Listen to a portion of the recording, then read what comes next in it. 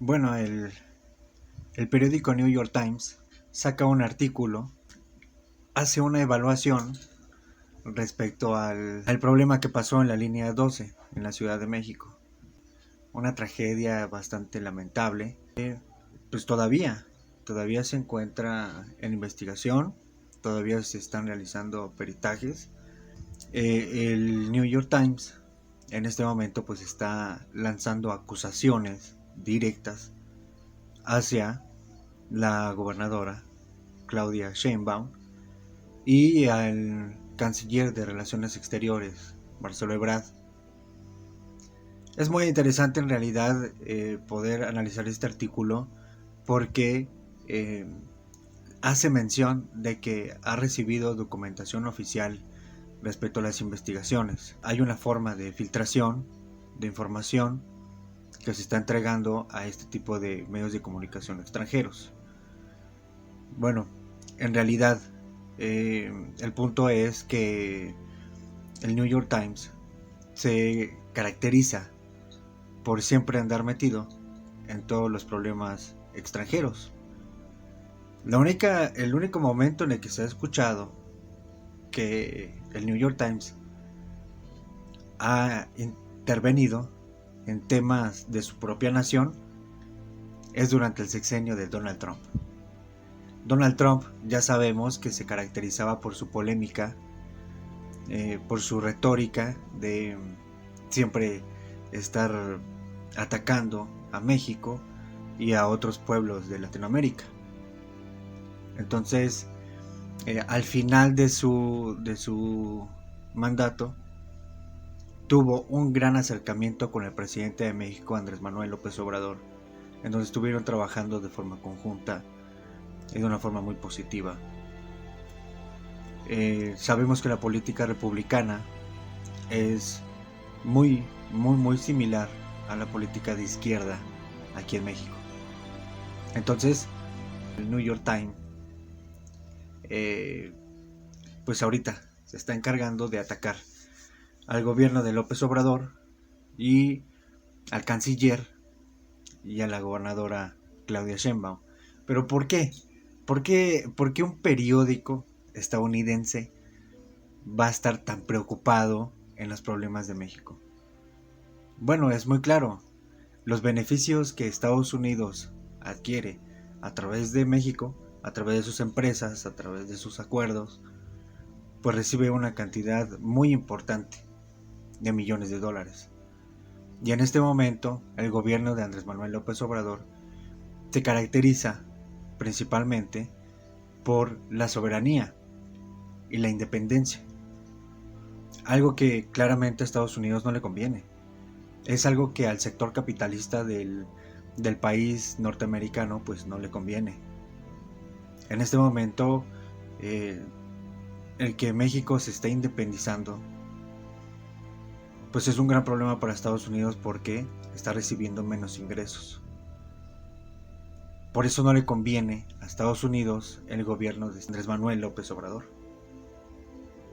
Es algo muy serio, ¿no? Porque este país se caracteriza por ser muy intervencionista, por siempre estar teniendo injerencia en otros países, adjudicándose derechos que no le pertenecen, incluso conspirando en contra de otras naciones, de otros gobiernos, siempre apoyando a quienes están de parte de ese mismo país.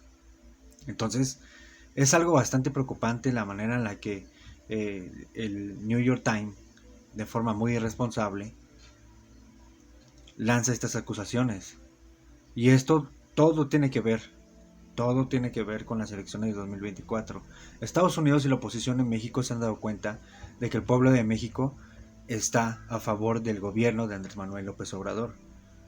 Y aunque viene la temporada de revocación del mandato, saben perfectamente que no va a suceder.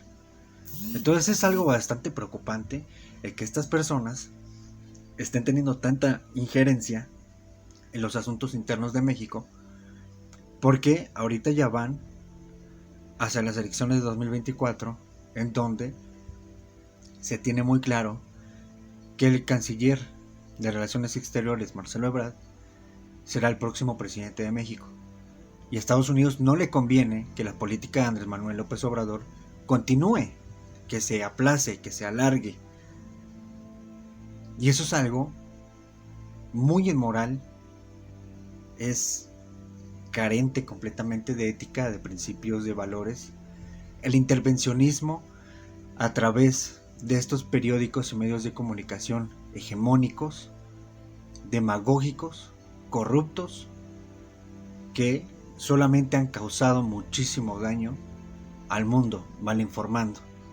Por eso aquí tengo unos datos para que lo chequen, para que vean realmente de qué manera se puede confiar en este periódico, en estos medios de comunicación, y sobre todo en los medios de comunicación no solamente de Estados Unidos, sino de que los medios de comunicación tradicionales, conservadores, medios de comunicación corruptos que están a favor del capitalismo, y de estos potentados de empresarios y millonarios que, a pesar de que ya robaron mucho durante mucho tiempo y ya causaron tanto daño, quieren seguir obteniendo más riqueza y poder.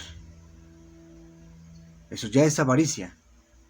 Ya juntaron el dinero que necesitaban. O sea, ellos van a morir millonarios, sus hijos van a morir millonarios, sus nietos también, y quieren más. Entonces, la guerra sucia está muy clara, y las elecciones en 2024 ya se está viendo la guerra sucia desde ahorita. Entonces, vamos a exponer a estos medios de comunicación corruptos que siempre están interviniendo en los países, engañando, ocultando información y siempre manipulando la opinión pública para direccionarlos hacia los propios intereses de Estados Unidos y de los empresarios, de los potentados capitalistas del mundo, no solo de Latinoamérica, del mundo. Entonces, pues vamos a ver esta información y ustedes pues tomen su propio criterio.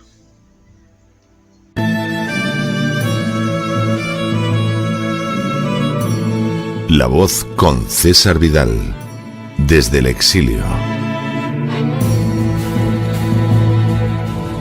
Muy buenos días, muy buenas tardes, muy buenas noches y muy bienvenidos a esta nueva singladura de La Voz. Soy César Vidal, hoy es el jueves 4 de marzo de 2021 y me dirijo a los hispanoparlantes de ambos hemisferios, a los situados a uno y otro lado del Atlántico, y como siempre lo hago desde el exilio. Corría el año 1932 cuando el premio Pulitzer, el mayor galardón que puede otorgarse a un periodista, fue otorgado a Walter Duranty, un reportero del New York Times que desempeñaba la función de corresponsal en la Unión Soviética. El premio Pulitzer le fue concedido por una serie de artículos sobre la Unión Soviética, de los cuales 11 se publicaron en junio de 1931.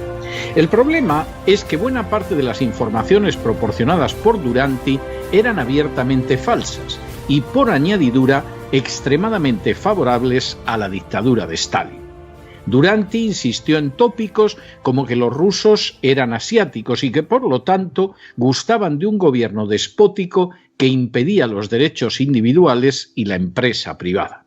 Por añadidura, Duranty restó importancia al sistema de campos de concentración, insistiendo en que la gente que era detenida y deportada eran personas a las que se había dado la oportunidad de integrarse en la sociedad soviética o convertirse en marginados, y habían decidido seguir la segunda opción. Duranty admitió algunos aspectos brutales del estalinismo, pero siempre los disculpó alegando que resultaban necesarios. Con todo, lo más grave de la actuación periodística de Duranty estuvo en las crónicas de 1932, en que negó de plano una hambruna que costó la vida a millones de personas en la Unión Soviética, o también en la manera en que suscribió la versión oficial de los procesos de Moscú, en el curso de los cuales Stalin se deshizo de algunos de sus rivales en el Partido Comunista. Duranty incluso se dedicó a la tarea de desacreditar a aquellos periodistas que intentaron contar la verdad sobre lo sucedido durante la Gran Hambruna. La acción de Duranty en favor del stalinismo tuvo un enorme éxito y contribuyó a que Estados Unidos acabara reconociendo al régimen soviético en 1933, ocasión que aprovechó Stalin para afirmar que Duranty intentaba decir la verdad sobre nuestro país. La realidad resultaba mucho menos halagüeña. De hecho, el corresponsal británico Malcolm Muggeridge lo calificaría como el mayor embustero que conocí jamás y describió su trabajo como un mentir persistente.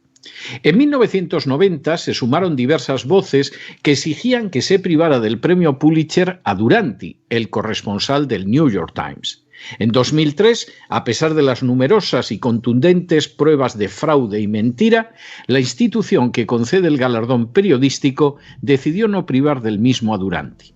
Lamentablemente, las crónicas proestalinistas de Duranty no serían los únicos escándalos periodísticos en que se vería envuelto el New York Times antes y después de tan bochornoso episodio. En las últimas horas hemos tenido nuevas noticias sobre las graves desinformaciones difundidas por el New York Times a lo largo de los años. Sin ánimo de ser exhaustivos, los hechos son los siguientes. Primero, siguiendo el impulso de Bill Gates, se ha formado una coalición de la Big Tech y medios de comunicación que tiene como misión controlar los contenidos de Internet en una supuesta búsqueda para, en teoría, establecer la verdad. Segundo, de acuerdo con la declaración pública referente a esta coalición, cualquier noticia que no encaje con lo publicado en el New York Times será considerada fake news y expulsada de Internet.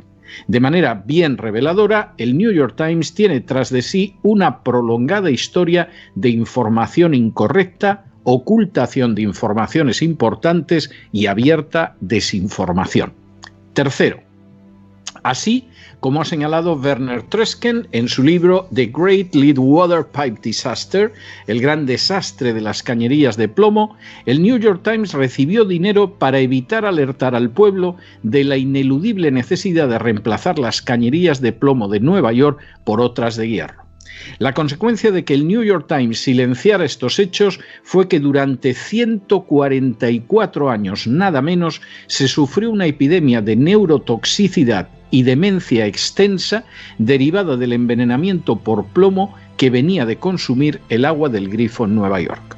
Cuarto, no menos grave fue que durante la Revolución Rusa del año 1917 al 1920, las informaciones dadas por el New York Times no se basaron en hechos, sino que según un estudio realizado por Walter Lippmann y Charles Metz, estuvieron determinadas por las esperanzas de los hombres que componían las organizaciones de noticias. Según este mismo estudio, el New York Times informó sobre hechos que no se produjeron jamás y atrocidades que no existieron, llegando incluso a afirmar 91 veces que el régimen bolchevique estaba al borde del colapso.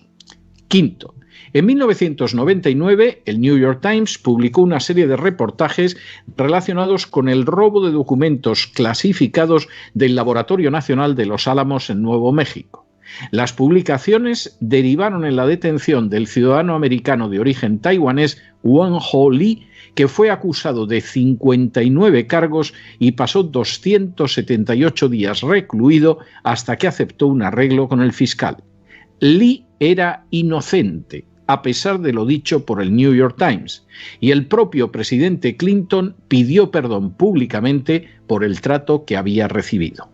Sexto, justo antes de la invasión de Irak, en el año 2003, la periodista del New York Times, Judith Miller, escribió una serie de artículos afirmando que Saddam Hussein contaba con un arsenal de armas de destrucción masiva. Las informaciones dadas por el New York Times ayudaron a George W. Bush a defender la tesis de la invasión de Irak, pero lamentablemente no se correspondían ni de lejos con la verdad. Séptimo, en 2003, el New York Times se vio obligado a reconocer públicamente que Jason Blair, uno de sus reporteros, había cometido fraudes periodísticos a lo largo de varios años. Blair había ascendido en el New York Times por ser de raza negra y sus artículos no se vieron sujetos a la indispensable supervisión superior. Octavo, En 2005, el New York Times publicó un artículo en que se revelaba que la administración Bush había ordenado a la Agencia de Seguridad Nacional interceptar conversaciones telefónicas entre sospechosos de terrorismo afincados en Estados Unidos y otros en el exterior sin mandato judicial. El New York Times dispuso de esa información durante un año, pero no la publicó a petición de funcionarios de la Casa Blanca.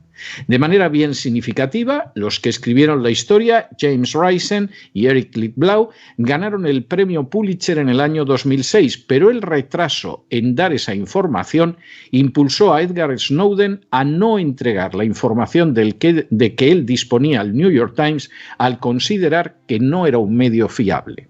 Noveno. En 2007, y más concretamente el 10 de septiembre, el New York Times publicó un anuncio a página completa de MoveOn.org donde se cuestionaba la integridad del general David Petraeus, comandante en jefe de las fuerzas americanas en Irak.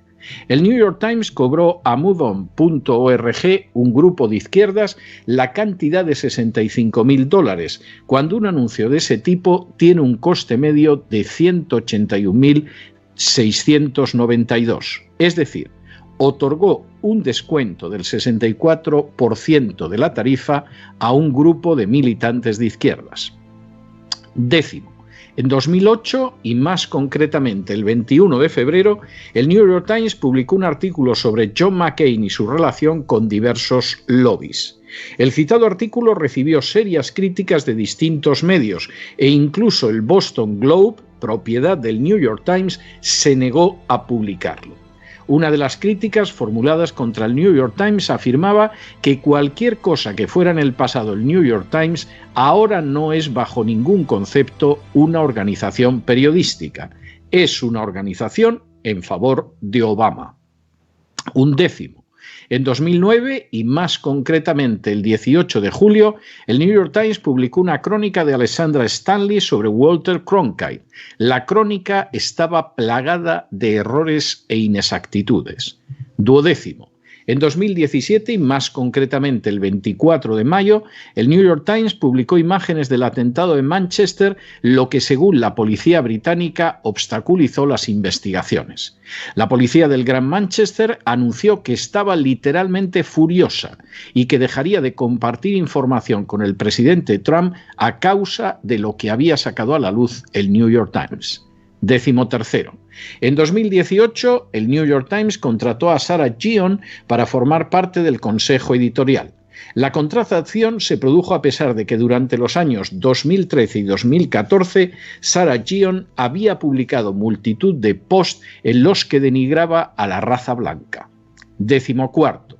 No menos escandaloso resultó el asunto del proyecto 1619, en el que la periodista de investigación Nicole Hannah Jones evaluó el impacto de la esclavitud en la sociedad americana. Distintos historiadores escribieron al New York Times Magazine expresando su preocupación por las falsedades e inexactitudes del trabajo de Hannah Jones, a lo que el editor en jefe Jake Silverstein no solo no prestó oído, sino que además publicó un editorial contra las cartas bien fundamentadas de los historiadores. 15. El New York Times se ha caracterizado también por mantener una línea contraria a la India que llegó hasta el punto de calificar en marzo de 2019 un atentado terrorista en Pulwama como una explosión. El New York Times se vio obligado a corregir esa información. 16. En 2020, el New York Times se vio obligado a reconocer que informaciones que había publicado y en las que se expresaba el terrorista del Estado Islámico, Abu Huzaifa al-Kanadi, no habían sido verificadas. Y 17, en 2021 tuvo lugar la detención de Kaveh Afrasiabi, un espía al servicio de Irán. Afrasiabi había escrito más de una docena de artículos para el New York Times. La historia del New York Times es sin duda apasionante. El que es uno de los diarios más importantes del mundo no tiene discusión alguna. Sin embargo, tampoco puede negarse que el New York Times ha difundido, y en no pocas ocasiones, informaciones incorrectas que han causado perjuicios a gente inocente. Ha difundido crónicas donde se seguía la agenda de una izquierda que ha llegado a incluir al estalinismo. Ha impedido que salieran a la luz informaciones que afectaban de manera directa a la población y ha intervenido en el proceso político de una manera claramente parcial.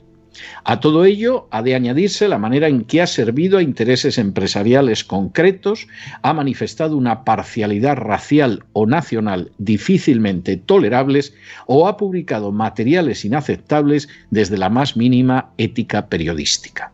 Sin duda, hay que seguir leyendo a diario el New York Times, pero solo un necio o un ignorante lo consideraría el patrón con el que hay que medir si una noticia es verdadera o falsa. Precisamente por ello, resulta más que inquietante que Bill Gates quiera ajustar la veracidad de las informaciones en Internet a la versión que publica el New York Times. En otras palabras, lo que Gates pretende es que la verdad oficial se ajuste al criterio de un periódico que ocultó información que causó enfermedades mentales a un sinnúmero de habitantes de Nueva York, que justificó a Stalin ante los lectores americanos durante años, que difundió la tesis del arsenal de armas de destrucción masiva que permitió invadir Irak con consecuencias fatales hasta el día de hoy, o que retuvo los datos que tenía sobre acciones de la administración Bush sin el preceptivo mandato judicial. Todo ello lo ha realizado el New York Times en medio de conductas como las de dar voz a periodistas promocionados por razón de su raza, a terroristas islámicos o a gente que trabajaba para el servicio secreto iraní. Si el New York Times con este pasado base del criterio para establecer la verdad oficial, ciertamente es para sentirse profundamente preocupados y especialmente es para preguntarse qué es lo que persigue de manera tan encarnizada Bill Gates. Mientras tanto, en el tiempo que han necesitado ustedes para escuchar este editorial, la deuda pública española ha aumentado en más de 5 millones de euros y una parte de esa deuda va a financiar y subvencionar a medios de comunicación que les podemos asegurar que no son más fiables que el New York Times. Muy buenos días, muy buenas tardes, muy buenas noches. Les ha hablado César Vidal desde el exilio. Que Dios los bendiga. And probably here for all the wrong reasons. Now, and the New York Times is failing. If I weren't here, I believe the New York Times probably wouldn't even exist. And someday,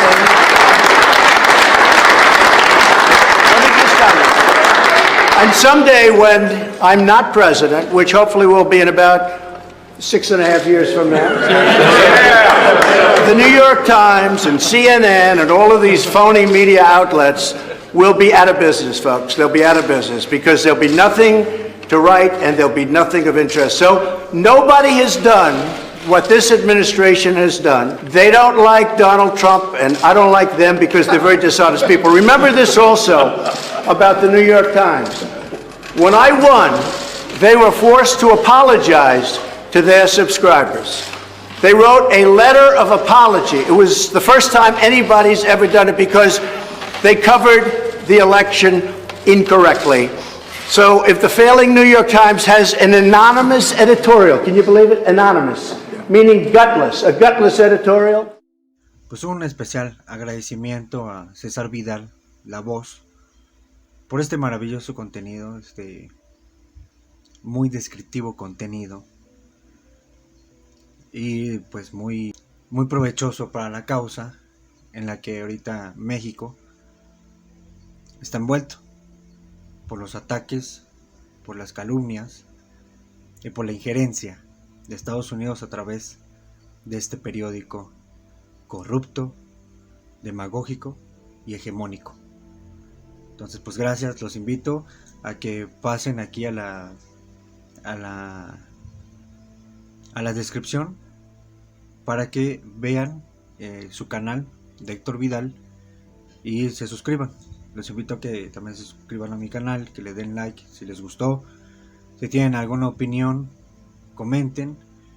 Y si ustedes consideran que puede ser información útil para más personas, pues que lo compartan. Muchas gracias.